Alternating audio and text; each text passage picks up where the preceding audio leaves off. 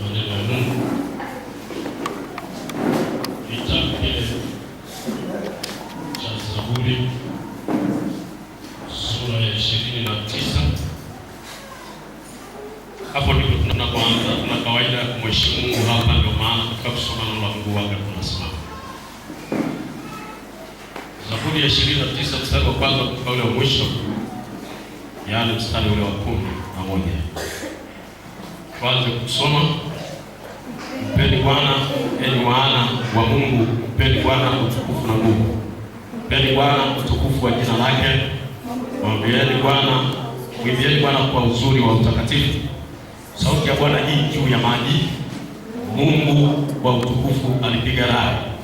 Bwana juu ya maji mengi. Sauti ya Bwana ina nguvu. Sauti ya Bwana ina adhabu. Sauti ya Bwana yaivunja mierezi. Na Bwana aivunja mierezi ya Lebanoni, airusharusha kama ndama na ng'ombe. Lebanoni na Sirioni kama mwana nyati. Sauti ya Bwana yaipasua miali ya moto. Sauti ya Bwana yalitetemesha jangwa. Bwana alitetemesha jangwa la Kadesh. Sauti ya Bwana yawazamisha ayala na kufufua misitu na ndani ya hekalu lake. Amesema wote utukufu. Bwana aliketi juu ya gharika, na Bwana ameketi hali ya ufalme milele. Bwana awapa watu wake nguvu. Bwana tubariki watu wake kwa amani. Kitabu cha Yohana sura ya kwanza mstari wa kwanza hadi wa 5. Yohana sura ya kwanza mstari wa kwanza hadi wa 5, tusome pamoja. Hapo mwanzo kulikuwa neno, naye neno alikuwa kwa Mungu, naye alikuwa Mungu. Huyo mwanzo alikuwa kwa Mungu. Yote vilifanyika kwa huyo, wala pasipo yeye hakikufanyika chochote kilichofanyika. Ndani yake ndimo ulipokuwa uzima, nao ule uzima ulikuwa nuru ya watu, nayo nuru yang'aa gizani, wala giza halikuiweza. Mungu alibariki neno lake na kutukuza. Haleluya. Haleluya. Nataka uelewe kile Mungu anachotaka kusema. Unatakiwa kuamini juu ya nguvu zilizo katika neno la Mungu. Haleluya. Nguvu zilizo katika neno la Mungu. Haleluya. Tunapozungumza habari za neno la Mungu, tunazungumza juu ya nguvu iliyo kuliko nguvu zote. Ndio wangu nasema amini juu ya nguvu zilizo katika neno la Mungu. Haleluya. Haleluya.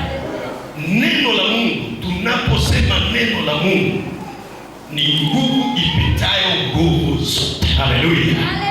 Haleluya. Unaweza ukasoma ukachanganyikiwa kwa sababu kuna namna nyingi za maneno ya Mungu yako huku.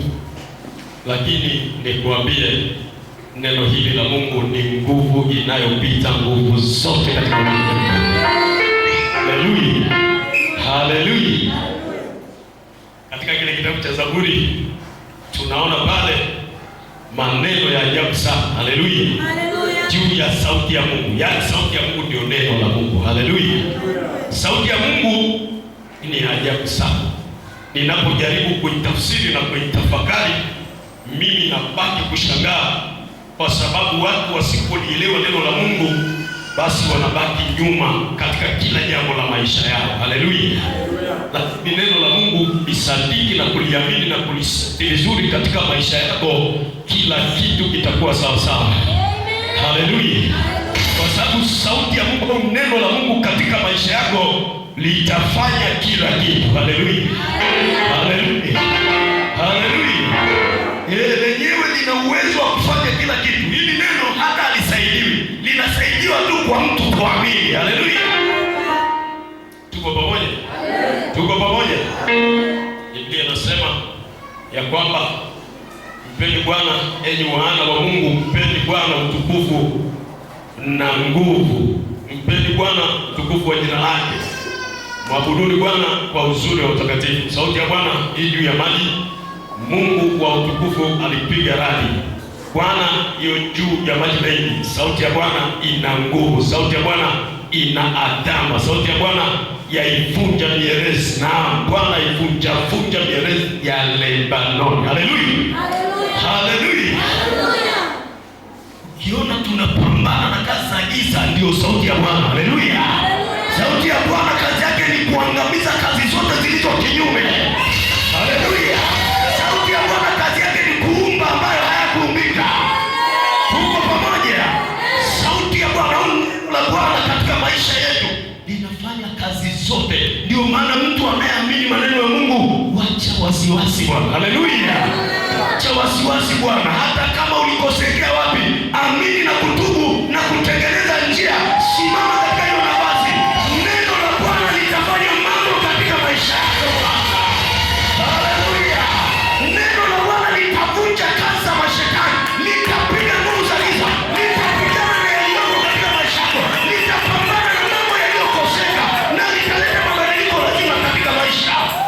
Raba libitambolo. Haleluya. Haleluya. Ninaomba uelewe neno la Bwana na maana yake.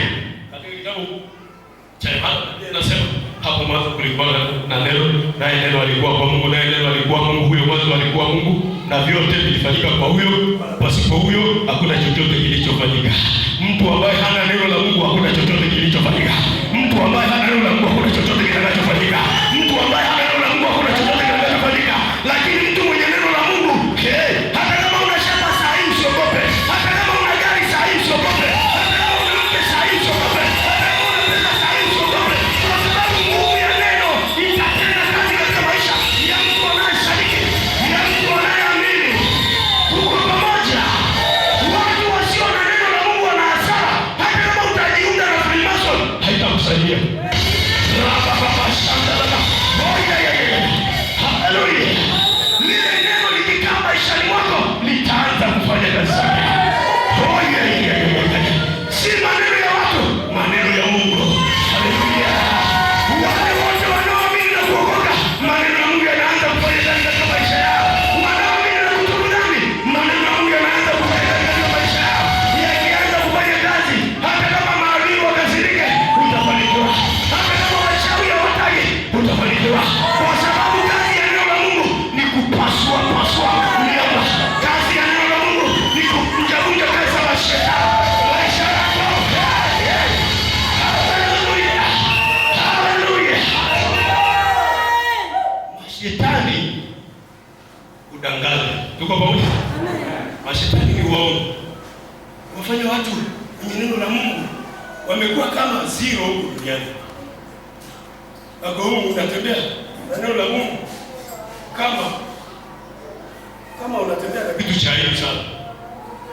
Hata kumsema Yesu unamsema kwa woga tu. Tuko pamoja? Tuko pamoja? Unamsema kwa woga. Hata nikikwambia upige mbio ukisema Yesu mpaka ufike. Kwa sababu Yesu